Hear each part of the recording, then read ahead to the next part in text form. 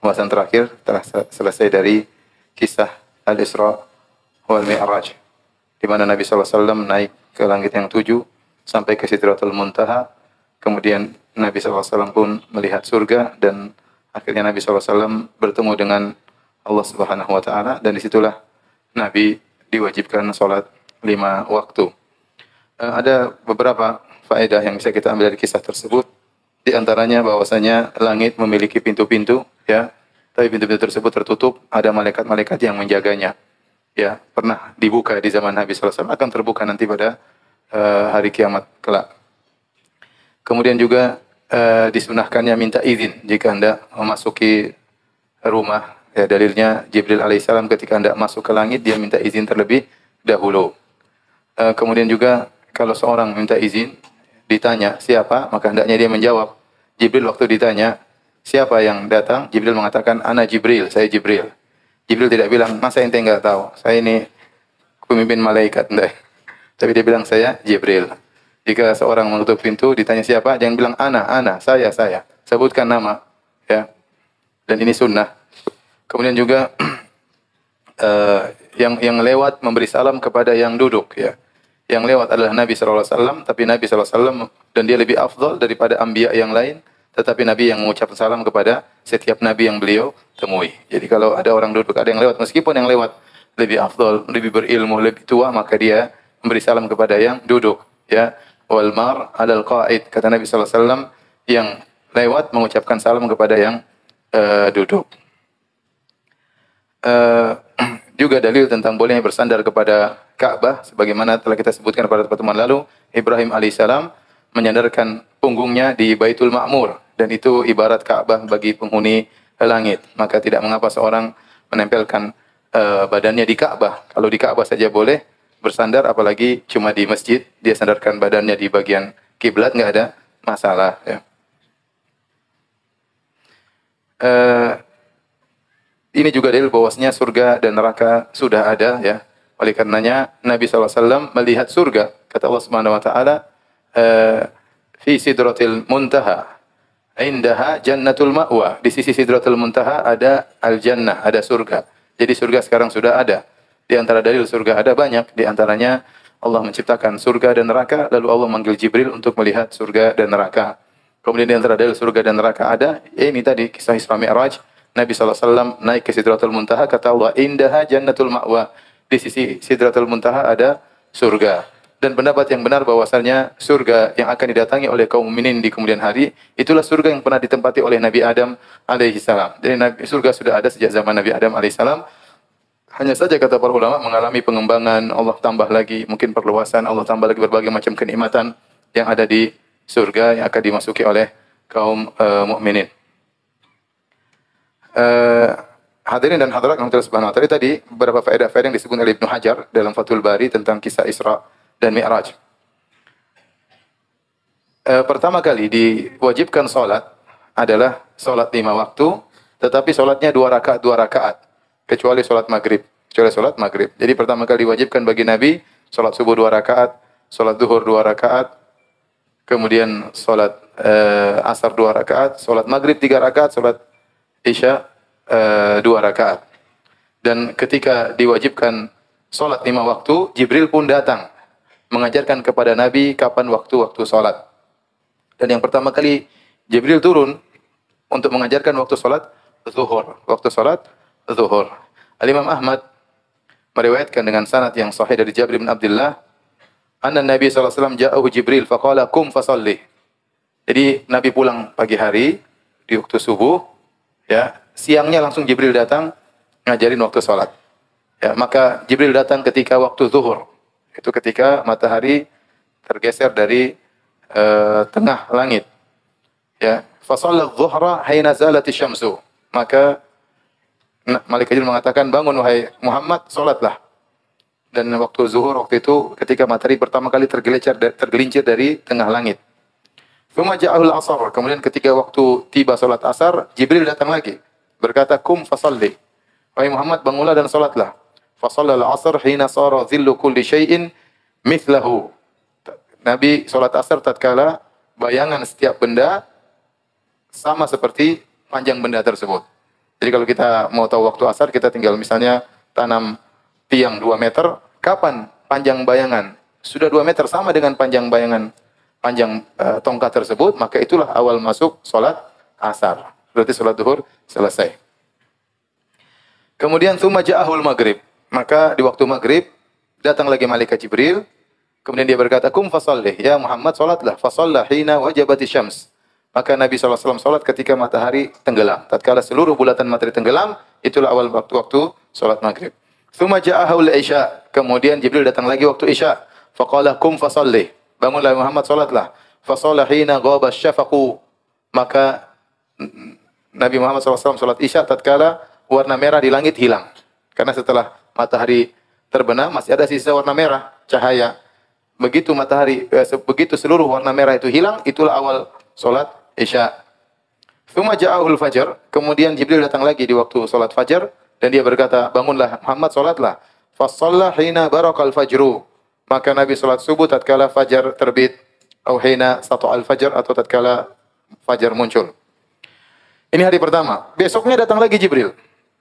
Tsumma ja'ahu fil ghadi lidzuhur. Datang lagi Jibril hari kedua di waktu zuhur. Kemudian dia berkata, kum fasallih. Bangun, salatlah. Fasallat dhuhr hina sara dhillu kulli syai'in mithlahu. Tetapi malaikat Jibril datang hari kedua tidak pas matahari tergelincir dari tengah langit, tetapi dia datang di akhir waktu salat zuhur. Yaitu tatkala panjang bayangan benda sama dengan panjang benda itu sendiri. Waktu hari pertama itulah awal salat apa? Asar. Ya, ternyata itulah. Jadi salat zuhur berakhir tatkala panjang bayangan benda sama seperti benda tersebut, dan itulah awal dari waktu salat asar. Tapi kali ini untuk salat zuhur. Tsumma ja'ahu lil asar. Tatkala waktu asar, Jibril datang lagi. Kum fasalli. Wahai Muhammad, salatlah. Fasalla al-asr hina sara dhillu kulli syai'in mithlaihi. Kali ini salat asarnya kapan? Tatkala panjang bayangan 2 kali lipat panjang benda. Jadi tatkala kalau benda 2 meter, tunggu bayangannya sampai bayangannya 4 meter, baru Jibril bilang, wahai Muhammad, salatlah asar. Kalau hari pertama tadi tatkala panjangnya sama. Di hari kedua panjangnya 2 kali lipat. Tsumma ja'ahu lil maghrib waqtan wahidan. Kemudian malaikat Jibril datang di waktu salat maghrib di waktu yang sama tatkala matahari tenggelam. Tsumma ja'ahu lil isya hina dhahaba nisful lail. Kemudian datang lagi untuk salat isya tatkala lewat tengah malam. Bagaimana kita mengetahui tengah malam? Kita hitung waktu terbenam matahari dengan terbit fajar, yaitu waktu azan maghrib sampai waktu azan subuh, kita bagi 2, itulah tengah malam. Coba sekarang azan maghrib jam berapa? 6.15. Azan subuh 4.40 lah, 4.40. Berapa jam itu? Hitung aja sendiri. Terus antum bagi 2. Anda ingin tahu tengah malam jam berapa? Tolong hitung, nanti ada yang hitung ya, kasih tahu saya. Jam berapa? Jam 10 kurang lebih. Jam berapa? Jam 12 enggak sampai. Jam 11-an. 11-an kurang lebih. Jam 11 kurang lebih. Tsumma ja'ahu lil fajr hina asfara jiddan. Kemudian Jibril datang di waktu subuh hina asfara jiddan, tatkala matahari mau terbenam, yaitu langit sudah sangat kuning. Berarti matahari mau terbit. Matahari mau apa? Terbit. Jadi sudah di ujung matahari sebentar lagi terbit, sudah sangat menguning. Qum fasalli. Wahai Muhammad, bangun dan salatlah. Tsumma qala ma baina hadaini waqtun. Kata Jibril, antara 2 waktu ini, hari pertama, hari kedua, itulah batasan waktu salat. Itulah batasan waktu salat. Oleh karenanya kita tahu ternyata salat zuhur itu dimulai dari hari pertama, matahari tergelincir di tengah langit, sampai panjang bayangan benda sama dengan panjang benda tersebut. Waktu asar dimulai dari panjang bayangan benda sama dengan benda tersebut, sampai 2 kali apa? 2 kali panjang benda tersebut. 2 kali panjang benda tersebut sebelum azan maghrib tentunya. Ya, sebelum azan maghrib. Waktu maghrib ternyata tidak berubah. Sama, waktunya sangat singkat. Ya, ini hadis berikutnya, hadis Abdullah bin Amr bin Al-As berubah. Kata Nabi SAW, wal maghrib malam yaghibis syafaqu. Dan maghrib boleh dikerjakan selama warna merah di langit masih ada. Maka berubah setelah itu waktu maghrib, dimulai dari terbenam matahari sampai menjelang waktu sholat isya. Selama di langit masih ada warna merah, boleh sholat maghrib. Kapan boleh sholat isya? Waktu sholat isya. Ya. Kemudian waktu isya dimulai dari matahari warna merah hilang dari langit, diakhiri tengah malam. Sekitar jam 11 ya. Salat subuh dimulai dari terbit fajar sampai sebelum matahari apa? Terbit. Tadi waktu sangat menguning. Itulah waktu salat tidak boleh kita melewatinya. Dari sini kita tahu bahwasanya waktu salat asar itu ya adalah sampai panjangan bayangan 2 kali lipat panjang benda. Bukan sampai terbenam matahari. Kata para ulama, waktu asar bisa dibagi menjadi 2. Panjang bayangan sama dengan panjang benda tersebut sampai panjang bayangan 2 kali lipat panjang benda. Ini namanya waktu ikhtiar. Seorang berusaha salat asar di waktu ini. Jangan dia waktu salat asar 5:30, jangan. Karena sudah lewat waktunya. Kecuali darurat. Misalnya terjebak macet, misalnya baru turun dari safar, maka tidak mengapa dia salat asar, yang penting sebelum terbenam matahari.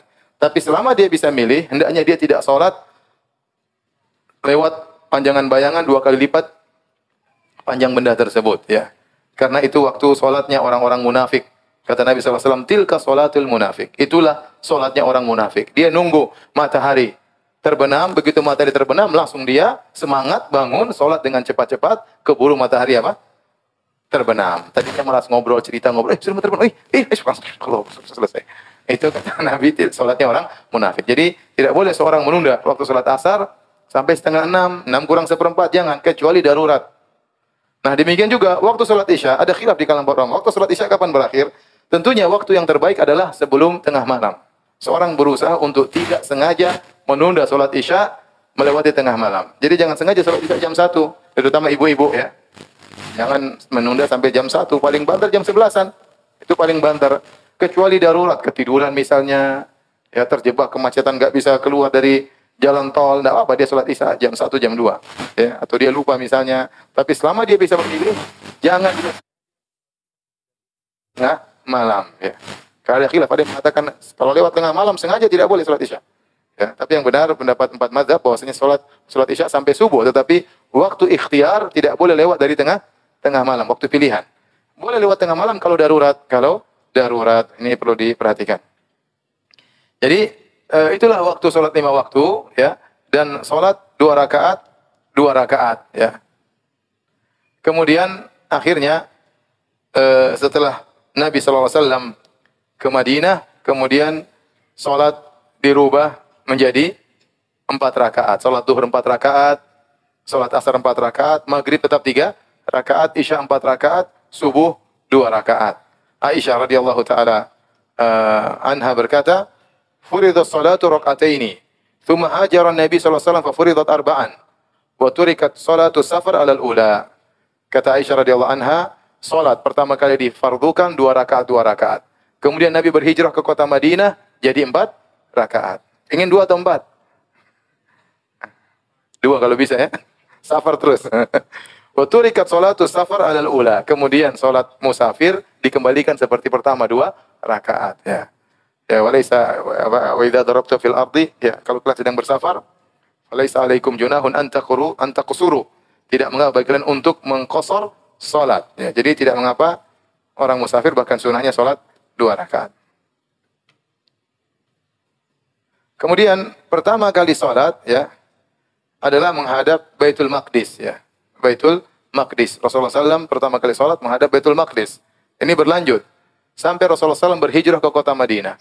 Setelah Rasulullah SAW berhijrah ke kota Madinah, tetap Rasulullah SAW salat menghadap Baitul Maqdis sekitar 16 bulan atau 17 bulan atau 18 bulan. Nabi SAW inginnya menghadap Ka'bah. Ketika Nabi SAW di Mekah, Nabi bisa menghadap Ka'bah sekaligus Baitul Maqdis. Nabi bisa menghadap kedua-duanya ya. Gampang karena Ka'bah kan kita salat kemana aja bisa. Jadi kalau kita menghadap Ka'bah sekaligus Baitul Maqdis, kita salatnya di daerah antara Rukun Yamani sama Hajar Aswad. Salat situ. Nah, kita akan menghadap ke utara, ke negeri Syam, Rukun Syamiyain. Dan itu kita akan menghadap ke Baitul Maqdis. Dan Nabi senang salatnya di situ. Karena Nabi senang salat menghadap Ka'bah. Ya, untuk bisa menghadap Ka'bah sekaligus menghadap Baitul Maqdis, maka salatnya di sekitar Hajar Aswad. Ya. Tetapi tatkala Nabi pindah ke kota Madinah, maka itu tidak bisa dilakukan lagi, ya.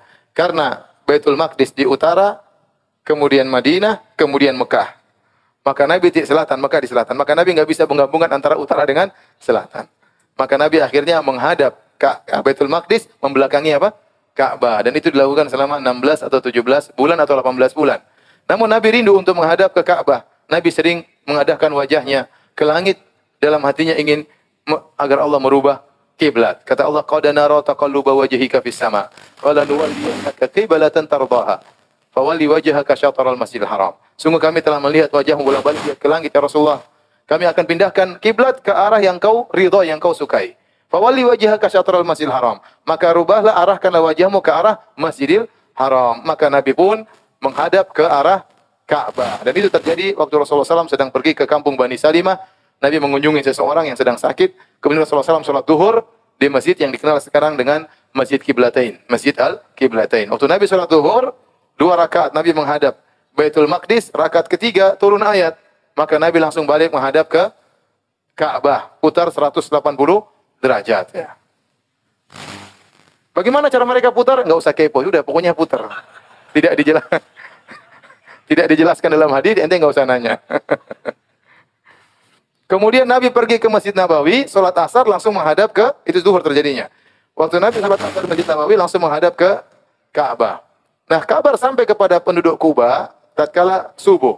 Mereka sedang sholat subuh, wahum ruku', mereka sedang ruku', tiba-tiba ada orang datang mengatakan, ala innal qiblata qad huwilat. Ketahuilah bahwasanya kiblat telah dirubah. Bayangkan mereka sedang ruku', langsung mereka rubah. Enggak usah kepo ya. Pokoknya terjadi.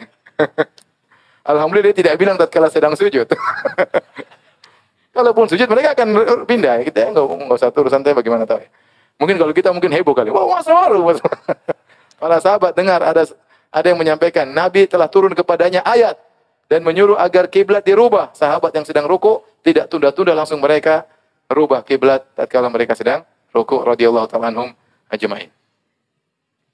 Baik, hadirin dan hadirat yang dirahmati Allah Subhanahu wa taala, kita masih lanjutkan bahasan kita. Kemudian di antara mukjizat yang terjadi tatkala di Mekah, terjadinya insyiqaqul qamar, terbelahnya rembulan. Ya.